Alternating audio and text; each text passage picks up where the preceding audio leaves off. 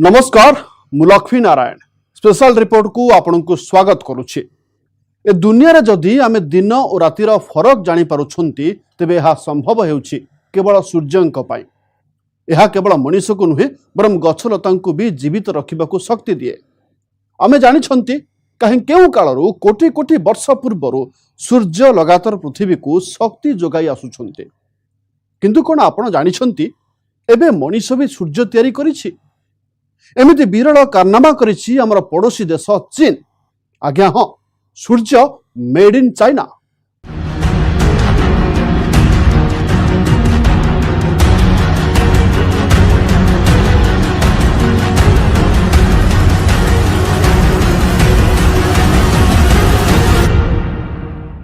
चीन रो वैज्ञानिक माने एक कृत्रिम सूर्यर निर्माण करिछन्ते। ए सूर्य भी प्रकृत सूर्य भली प्रकाशमान हेबो। चीन जो नकली सूर्य निर्माण करिछे ताहा परमाणु फ्यूजन साहाय्य 10 गुणा अधिक स्वच्छ शक्ति उत्पादन करिबारे सक्षम हेबो। दाबी अनुसार यह 10टी सूर्यंक सहित समान हेबो। तेबे कौन सूर्य मेड इन चाइना बुझंतु रिपोर्ट रे।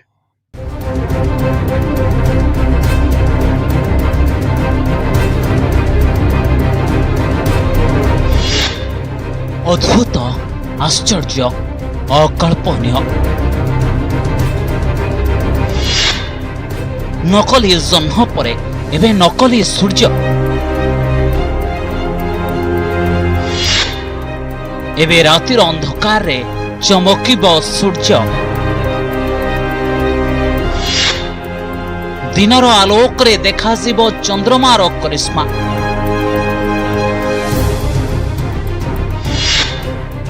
पृथ्वीर कौनसी कोणरे रहिबो नाही अंधकार।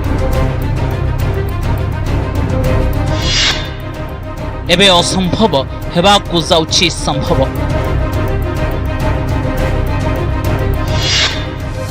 काली जाए जहा गप कहानी रे हेउथिला ताहा हेबाकू जाउछि सत। आकाश रे सूर्य made in China. Corona virus बनाने का इल्जाम झेल चुका चीन अब क्या दुनिया को नया झटका देने वाला है? क्या चीन अपना सूरज बनाएगा? सुनकर विश्वास नहीं होता ना, लेकिन ये वो सच है जिसने दुनिया की नींद उड़ा रखी है। दावा ये है कि चीन ने अपना एक आर्टिफिशियल सूरज बना लिया है जो असली सूरज से 10 गुना ज्यादा ताकतवर है। चिंता की बात यह है कि ये सूरज हाइड्रोजन बम की तकनीक से बनाया गया है।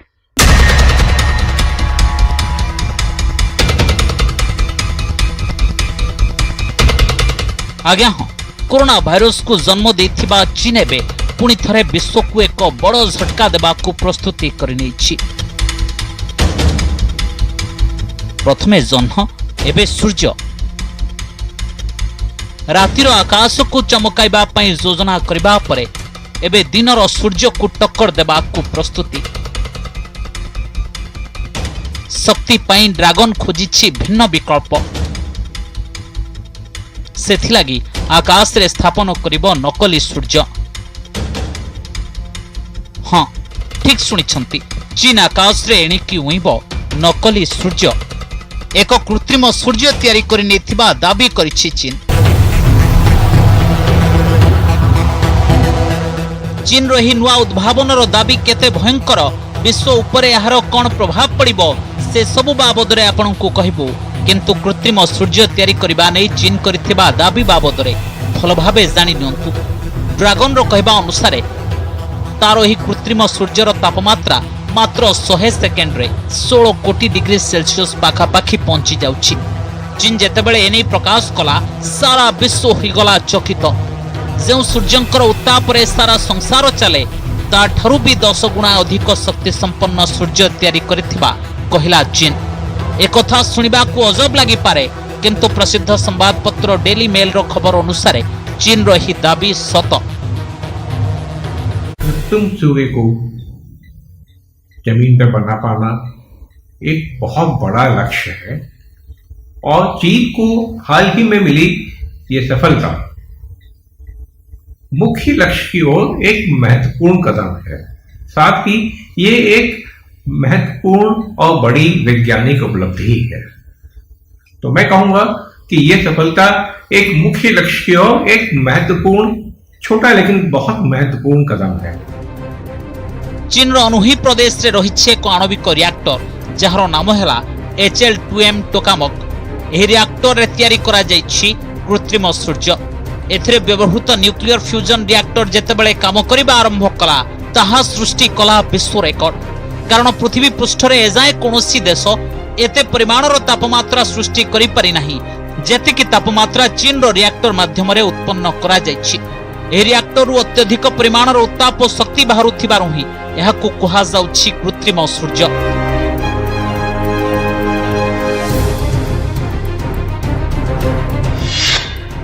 यह आधुनिक रिएक्टर को प्रथम थर पर 2020 रे स्टार्ट करा जायथिला। रिएक्टर रे न्यूक्लियर फ्यूजन टेक्नोलोजी रो व्यवहार करा गला। ये सही टेक्नोलोजी जहा द्वारा हाइड्रोजन बोमा तैयारी करा जाय। प्रथम थर यह रिएक्टर 100 सेकेंड रे 10 कोटी डिग्री सेंटीग्रेड तापमात्रा उत्पन्न करिथिला। किंतु 2021 मे मास रे चीन रो न्यूक्लियर फ्यूजन रिएक्टर निजर ही रेकॉर्ड भांगी देला। एथरो यह 100 सेकेंड रे 10 कोटी डिग्री सेंटीग्रेड तापमात्रा उत्पन्न कला। ए रिएक्टर रे शक्तिशाली मैग्नेटिक फील्ड बा चुंबकीय क्षेत्र रो व्यवहार गरम प्लाज्मा को फ्यूज करिबा ओ 15 कोटी डिग्री सेल्सियस रो तापमात्रा जाय पहुंचाइबा पई करा जाय, जहा सूर्य रो अभ्यंतर रु 10 गुणा अधिक गरम। Nuclear fusion, stable nuclear fusion जो लगातार चल सके और जिससे बिजली पैदा की जा सके है, मैं समझता हूं अभी हम उससे कम से कम 1 दशक पीछे हैं। चीन को वहां तक पहुंचने में भी कम से कम 1 से 2 दशक का समय लगेगा। ये बहुत जटिल टेक्नोलॉजी है। ये न्यूक्लियर सेंटर चीन का सबसे अत्याधुनिक एक्सपेरिमेंटल डिवाइस होगा। वैज्ञानिकों की माने तो इससे ताकतवर ऊर्जा का स्रोत तैयार किया जा सकता है, जिसके कारण आने वाले दिनों में चीन को ईंधन के लिए दूसरे देशों पर निर्भर भी नहीं रहना पड़ेगा। साथ ही इस रिएक्टर के जो वैज्ञानिक हैं, उनका ये मानना है कि आने वाले दिनों में चीन इसके कारण एक ताकतवर ऊर्जा का स्रोत बनकर तैयार होगा। न्यूक्लियर फ्यूजन ही सूर्य को शक्ति मिलता है। यह फल एमिति प्लाज्मा उत्पन्न हुए जो हाइड्रोजेन रो आइसोटोप एकत्रित होई हीलियम और न्यूट्रॉन गठन करे।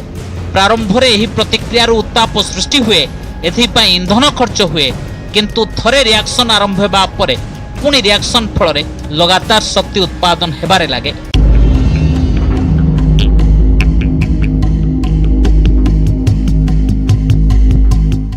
चीन रो ही कृत्रिम सूर्य को बिल्कुल आम नकली सूर्य ढंगरे ही डिजाइन करा जाइछि। याकु डिजाइन करा जाइछि एक मंडल मध्यरे अवस्थित एक तारा भली। यह चमकिबो ठीक आम सूर्य भली। एही सूर्यरु जेउ शक्ति निर्गत हेबो ताहा परिवेश लागि हानिकारक हेबो नाही बोली कहउछंती वैज्ञानिक।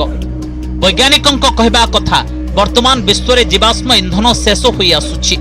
आगामी दिन रे एही नकली सूर्य ही हेबो शक्तिर आधार। एथिरु बाहरिबो विपुल परिमाणर शक्ति, जहाँ सारा विश्वर शक्ति आवश्यकता को पूरण करिबारे सहायक हेबो। एही सूर्य प्रस्तुति लागि 72 वर्षरु अधिक समय हेबो सारा विश्वर वैज्ञानिक माने चलाइथिले उद्यम। एबे चीन रो वैज्ञानिकंकु एथिरे मिलिछि सफलता, जेउथिरु आगामी दिन रे मिलि पारे अनेक समस्यार समाधान।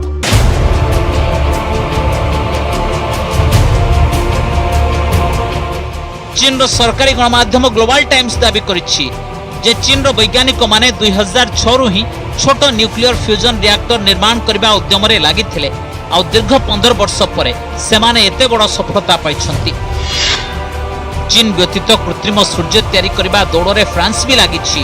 कहा जाउछि जे फ्रांस रो ही प्रोजेक्ट 2025 रे संपूर्ण होई पारे। फ्रांस छड़ा दक्षिण कोरिया भी के स्टार माध्यम रे कृत्रिम सूर्य निर्माण करिबारे सफल होइछि, जेउथिरे 20 सेकेंड पई 10 कोटी डिग्री सेल्सियस तापमात्रा उत्पन्न होइछि। चीन के कृत्रिम सूरज बनाने के दावे ने दुनिया को चिंता में डाल दिया है। बताया ये जा रहा है कि रिएक्टर ने सिर्फ 100 सेकंड में 16 करोड़ डिग्री तक का तापमान तैयार कर दिया और अब वैज्ञानिक कोशिश कर रहे हैं इस ऊर्जा को लंबे समय तक बरकरार रखने के लिए। अगर ऐसा होता है तो दुनिया के लिए ये बड़ा झटका होगा और कुदरत से होड़ लगाने की इस कोशिश में दुनिया को भी नुकसान झेलना पड़ सकता है। Bureau report, news 18 Odia. चीन नकली सूर्य बाबद तो आम गोटी गोटी कथा आम आपण को कहलु, किंतु सबुठारु जरूरी एक कथा जानिबा जे प्रकृत सूर्य कौन, सूर्य केमिति तैयारी हैला। सूर्य उपरे लगातार गवेषणा जारी रखिछन्ति वैज्ञानिक और विज्ञान ए बाबद रे अनेक किछि जानि भी सारलाणी। अमेरिकार महाकाश गवेषणा प्रतिष्ठान नासा तो सूर्यर जटिलता को अधिक भल भाव जानिबाकू एक महाकाश यान पठाइछि। तेबे जानिबा आमर सूर्य बाबद रे कौन कहूछि विज्ञान।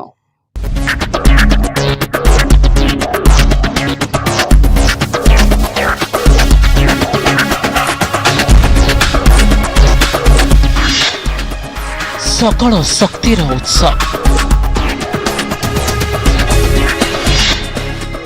ज्वलंत उत्तप्त पिंड,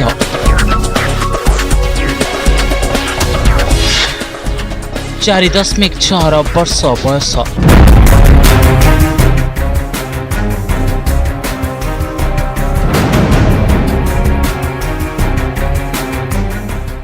सूर्यंक बाबदरे साधारण कथा तो आमे समस्ते जानती।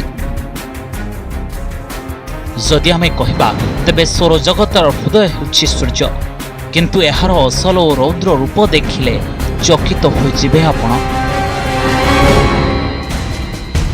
नियार ज्वलंत पिंड, एही पिंड मध्यरे प्रचंड शक्ति अछि जहार कल्पना करा जाई न पारे।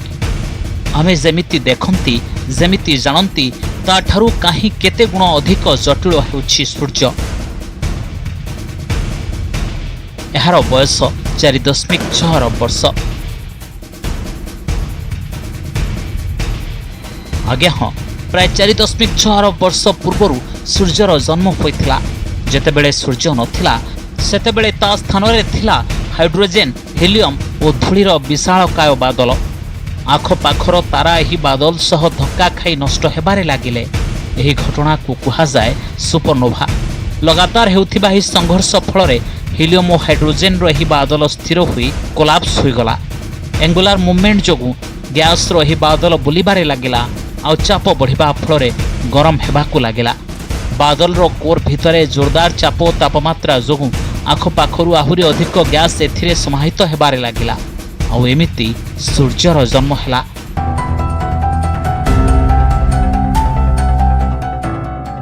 सूर्यर हाराहारी व्यास अर्थात गोटे पटु अन्य पटर दूरता 13,90,473 किलोमीटर अर्थात पृथ्वी ठारू प्राय 109 गुण बड़। एहार पृष्ठर तापमात्रा प्राय 5,538 डिग्री सेल्सियस। एहार केन्द्र रे तापमात्रा प्राय 1,69,69,982 डिग्री सेल्सियस होता है। मुख्यतः यह हाइड्रोजेन और हीलियम रे गठित।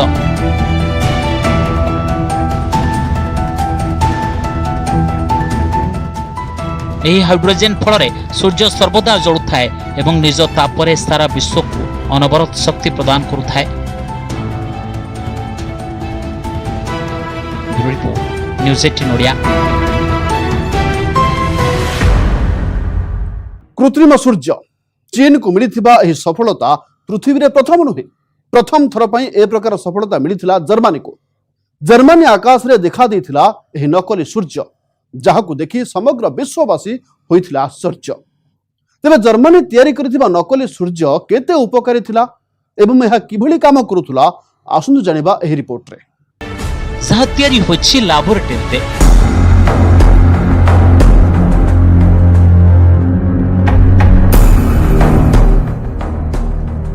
आउ रहिबो नाही अंधार, हजे जीव राति,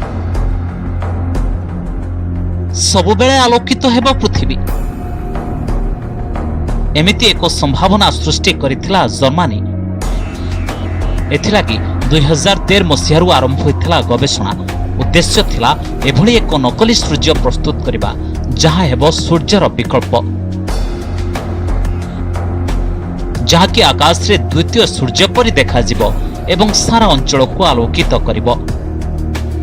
विश्वर अन्यतम शक्तिशाली देश जर्मनी आकाश रे देखा मिलता एमिति एक सूर्य।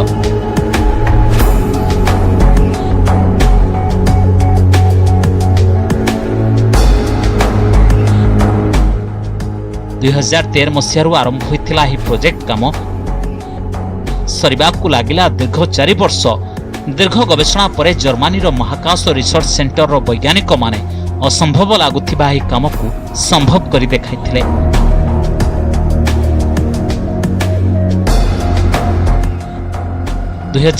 मार्च मास 23 तारिख रे जर्मनी यूलिस सहर निकट रे एही नकली सूर्यर सफल परीक्षा करा जायथिला।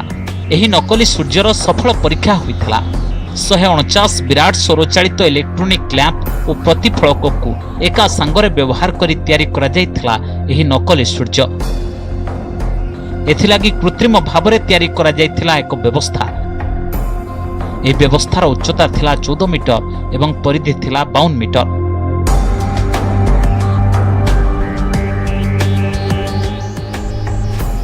एही विराट व्यवस्था द्वारा सूर्य किरण को बल्ब माध्यम रे प्रकाशित करी एहाकु प्रतिफलित करा जाउथिला। एहा द्वारा सूर्य किरण ठारू 10,000 गुण अधिक आलोक सृष्टि करिबा थिला उद्देश्य। एही नकली सूर्यरु 3000 डिग्री सेल्सियस पर्यंत उत्ताप सृष्टि होउथिला।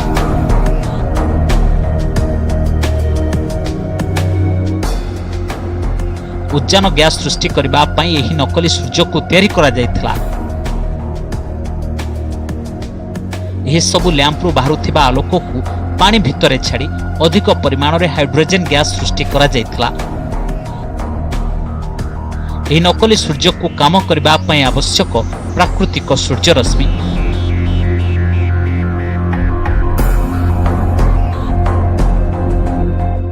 यह व्यतीत ही नकली सूर्य को काम करने 3500 किलोवाट बिजुली शक्ति और लक्ष लक्ष टंकार आवश्यक पड़ता। अधिक परिमाणर हाइड्रोजेन तैयारी करने लक्ष्य रे जर्मनी यही नकली सूर्य तैयारी करथिला।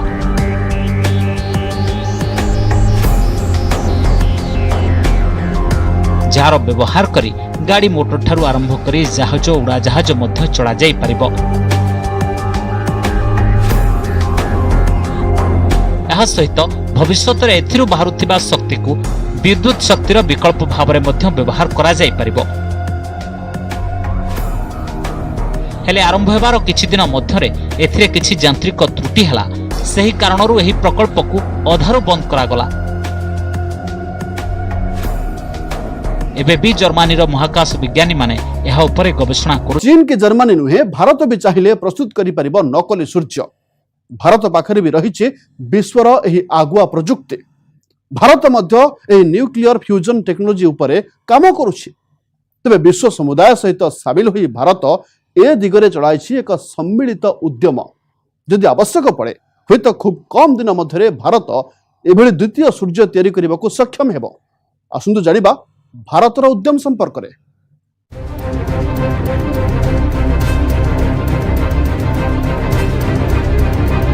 क्लीन एनर्जी आज दिन में समस्त देश यही क्लीन एनर्जी उपरे अधिक काम करुछंती। जो शक्ति द्वारा प्रकृति उपरे कोनोसी खराब प्रभाव पड़ी न थाए ताहा हेउछि क्लीन एनर्जी बा स्वच्छ शक्ति।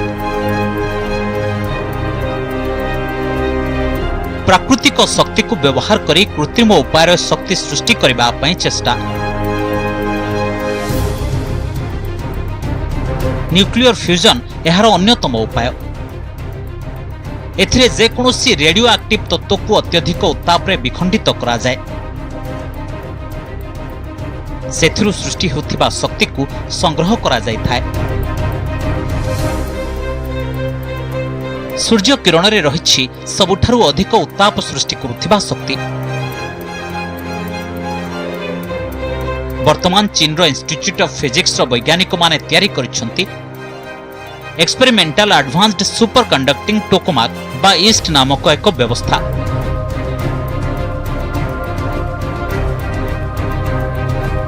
जेउथुरु 16 कोटी डिग्री सेंटीग्रेड रु अधिक उत्ताप सृष्टि करा जाय परिबो, जहाकी क्लीन एनर्जी सृष्टि करिबारे सहायता करिबो।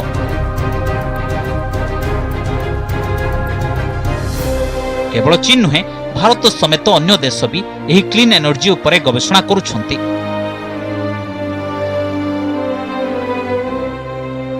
इंटरनेशनल थर्मोन्यूक्लियर एक्सपेरिमेंटल रिएक्टर बा ITER नामक गोटे संस्था यही क्लीन एनर्जी प्रस्तुति लगी सूर्यर विकल्प सृष्टि उपरे काम करुछि।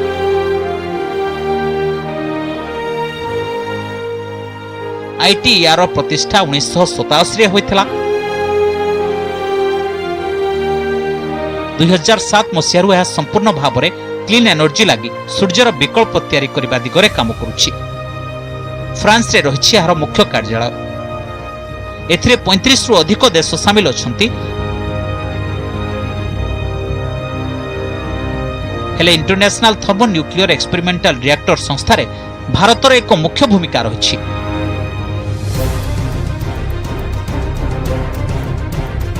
भारतर वैज्ञानिक माने एथिरे काम करुछंती। भारत मध्य एही प्रकल्प पई आर्थिक सहायता करुछि। 2013 मसीहा ठारू फ्रांस रे एही प्रकल्प पई एक विराट रिएक्टर काम आरंभ होइछि।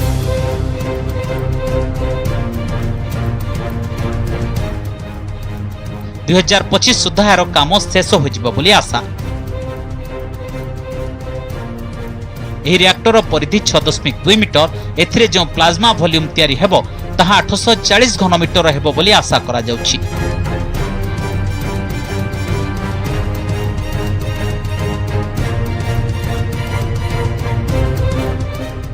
ଏହି विशाल रिएक्टर को चलाइबा पई आवश्यक 50 मेगावाट शक्ति।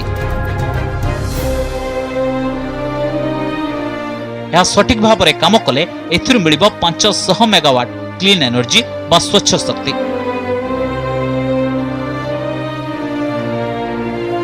अर्थात यह रिएक्टर को आमे जेते परिमाण रे शक्ति जोगाइबा ताहा 10 गुणा अधिक क्लीन एनर्जी उत्पादन करिबो।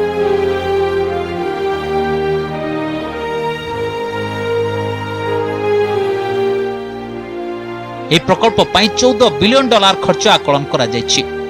यह प्रकल्प को आर्थिक सहायता करबा पई भारत समेत 8टी देश एवं यूरोपियन यूनियन मुख्य भूमिका नेछंती।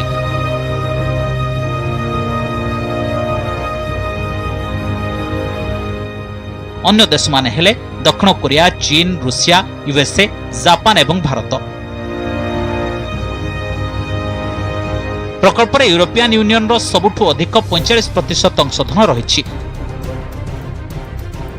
भारत समेत अन्य सबु देश पाखरे रहिछि 9% लेखाएं भागीदारी।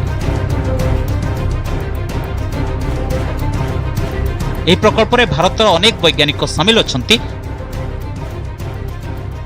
ଯଦି ଏହାର ପରୀକ୍ଷଣ ସଫଳ ହୁଏ ତେବେ ନିକଟ ଭବିଷ୍ୟତରେ ଭାରତରେ ମଧ୍ୟ କ୍ଲିନ୍ ଏନର୍ଜି ବା ସ୍ୱଚ୍ଛ ଶକ୍ତି ପାଇଁ କାମ କରିବ ସ୍ୱତନ୍ତ୍ର ପ୍ରକଳ୍ପ।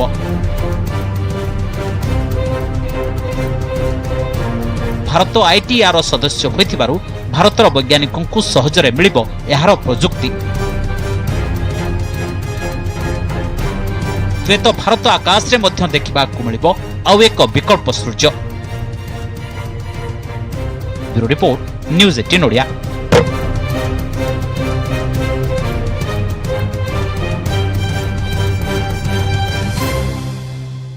सूर्य, चंद्र, पृथ्वी एसबू व्यवस्था प्राकृतिक। यह द्वारा परिचालित समग्र सृष्टि, यह सहित जोड़ा आम जीवन यात्रा, यह द्वारा परिचालित प्रकृति, यह द्वारा नियंत्रित आम नियति। तेणु ए सबूर विकल्प सृष्टि करने समय प्रकृति उपरे यार प्रभाव कौन पड़ो से संपर्क में भल भाव चिंता करा आवश्यक। समय स्पेशल रिपोर्ट को ये रखुछु। नमस्कार।